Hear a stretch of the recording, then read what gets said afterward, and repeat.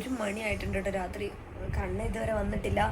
പിന്നെ ആണെങ്കിൽ ഞാൻ ഇനി ഉറങ്ങാതിരുന്നത് ശരിയല്ല. അച്ചൂട്ടൻ നല്ല ഉറക്കമാണ്. ഇനിയും ഞാൻ ഉറങ്ങാതിരുന്നാൽ രാവിലെ എണീക്കലുണ്ടാവില്ല. രാവിലെ അച്ചൂട്ടൻ്റെ സ്കൂളിൽ ഓണം ഫംഗ്ഷനാണ്. അപ്പം എന്തായാലും കുറച്ച് നേരത്തെ എണീച്ച് കുറച്ചൊക്കെ ഒന്ന് റെഡി ആവണ്ടേ. അപ്പം എന്തായാലും ഞാൻ കിടന്നുറങ്ങാൻ പോകണേ.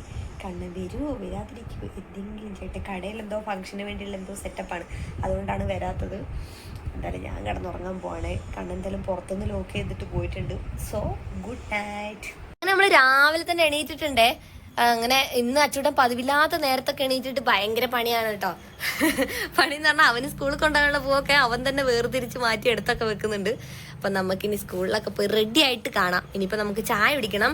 അതിൻ്റെ ഇടയ്ക്ക് എനിക്ക് അവന് ഓട്സൊക്കെ ഇവിടെ എടുത്ത് വെച്ചിട്ടുണ്ട്. ഓട്സും മുട്ടയും പഴമാണ് ഇന്ന് നമ്മൾ ബ്രേക്ക്ഫാസ്റ്റ്. അപ്പം എന്തായാലും അതൊക്കെ കൊടുത്തിട്ട് റെഡി ആക്കിയിട്ട് കാണാം. കുളിപ്പിച്ചുകൊണ്ടെന്നാണ്. അപ്പോൾ അവൻ തന്നെ എടുത്തിടാന്ന് പറഞ്ഞു. പിന്നെ ഞാൻ നിരുത്സാഹപ്പെടുത്തിയില്ല, ചെയ്തോട്ടെ എന്ന് വിചാരിച്ചു. കോളേജും ഇല്ല, സ്കൂളും ഇല്ല, ഒന്നുമില്ല, വർക്കും ഇല്ലാതിരിക്കുന്ന സമയത്ത് ഇങ്ങനെ കിട്ടും അടിപൊളിയാണ്. എന്തായാലും സെറ്റായിട്ടാണ് പോയിട്ട് വരാം. ചൊറിയാണോ പോവാ ഇത് അവിടെ ഇവിടെ കൊണ്ടു തേച്ചിട്ട്?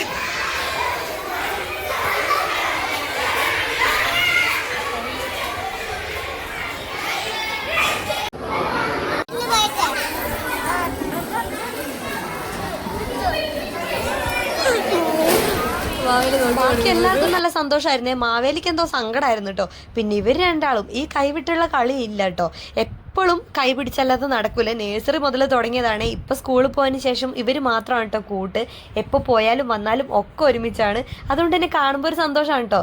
അത് കഴിഞ്ഞ് നമുക്ക് സ്കൂളിൽ കലാപരിപാടികളൊക്കെ ഉണ്ടായിരുന്നു. സ്കൂളിൽ വെച്ചല്ല, പള്ളിയിൽ വെച്ചായിരുന്നു കേട്ടോ. നമ്മുടെ ഈ സ്കൂളിൽ കുറച്ച് കുട്ടികളുള്ളൂ. അതുകൊണ്ട് തന്നെ എനിക്ക് ഈ സ്കൂൾ ഭയങ്കര ഇഷ്ടമാണ്. പിന്നെ അച്ചുകൊണ്ട പാട്ടുണ്ടായിരുന്നേ.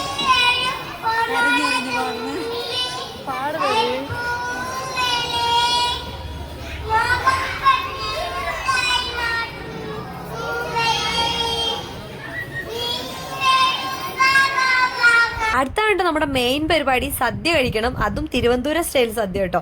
ഞാൻ ഇവിടെ വന്ന ശേഷമാണ് ഇങ്ങനെ സദ്യ കഴിക്കുന്നത്. ഞങ്ങളുടെ നാട്ടിലൊക്കെ എല്ലാം കൂടെ ഇട്ട് ഒരുമിച്ച് കഴിക്കുകയാണ് ചെയ്യുന്നത്.